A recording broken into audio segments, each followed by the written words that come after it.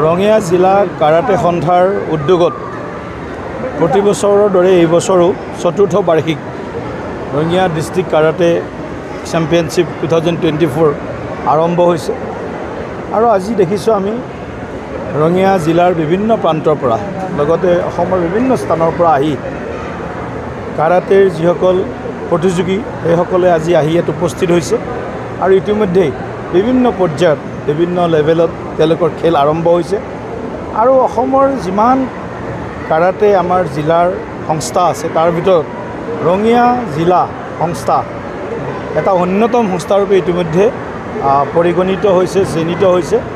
মই এই সংস্থাৰ সভাপতি হিচাপে আজিৰ এই চতুৰ্থ বাৰ্ষিক কাৰাটে প্ৰতিযোগিতাখন সুন্দৰভাৱে আয়োজন কৰাত মোৰ সহযোগী কাৰ্যকৰী সভাপতি নিপন ভূঞা, সাধাৰণ সম্পাদক আদি ভাইকে ধৰি আমাৰ যিসকল বিষয়ববীয়া সকলোকে আৰু ৰঙিয়াবাসীৰ ৰাইজক বিশেষভাৱে মই ধন্যবাদ জ্ঞাপন কৰিছোঁ। বিশ্বৰ এক প্ৰাচীন খেল আৰু খেলৰ লগতে আত্মৰক্ষাৰো এক প্ৰধান কৌশল হিচাপে কেৰাটে ইতিমধ্যে চিহ্নিত।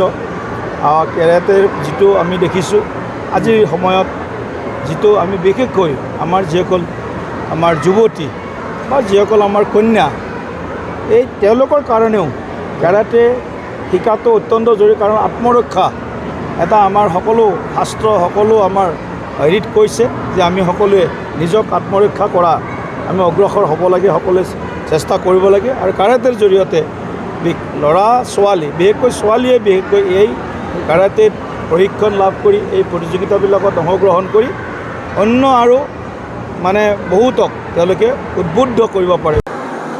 আৰিমত্ৰ মিনি ষ্টেডিয়ামত ৰঙিয়া জিলা কাৰাটে সন্থাৰ উদ্যোগত আৰু আৰিমত্ৰ ভৱন কৰণীৰ সহযোগত চতুৰ্থ বাৰ্ষিক ৰঙিয়া জিলা কাৰাটে প্ৰতিযোগিতা ইয়াত অনুষ্ঠিত হৈছে। ৰঙিয়া জিলা কাৰাটে সন্থাৰ 9টা স্বীকৃতিপ্ৰাপ্ত ক্লাবৰ 250 খেলুৱৈ এই প্ৰতিযোগিতাত অংশগ্ৰহণ কৰিছে।